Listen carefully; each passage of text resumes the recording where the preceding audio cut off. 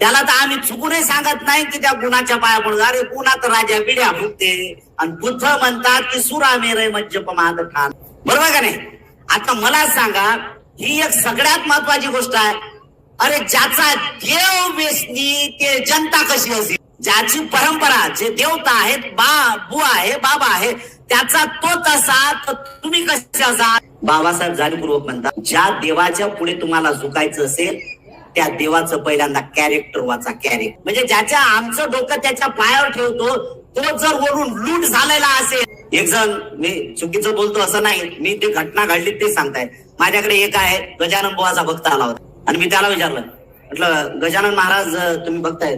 तो आला, म्हणले महाराज तुमचं मला लय पटते, लय चांगलं सांगतात. मी काय सांगतो?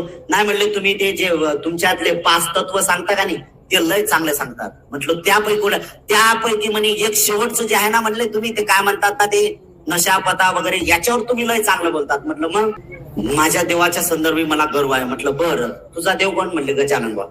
म्हटलं बरं, पुढे म्हणले, म्हटलं तुम्ही पेता का, गांजा पिता का? अरे म्हणले हे म्हणे महाराज गांजा पिणं पाप आहे. म्हटलं खोटं बोलू नको, खोटं बोलू नको.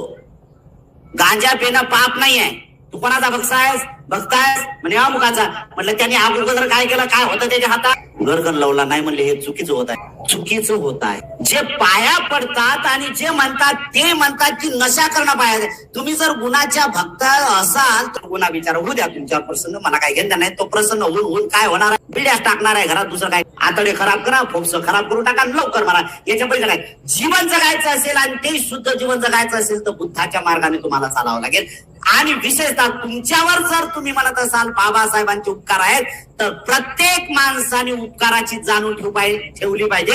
आणि ही बेमानी कधीच तुमच्या चित्तामध्ये उत्पन्न होऊ देऊ नका, बिलकुल नाही. आणि म्हणून दृढ संकल्प करा, मला याच्यातून जेवढ्या लवकरात लवकर मुक्त होता येत असेल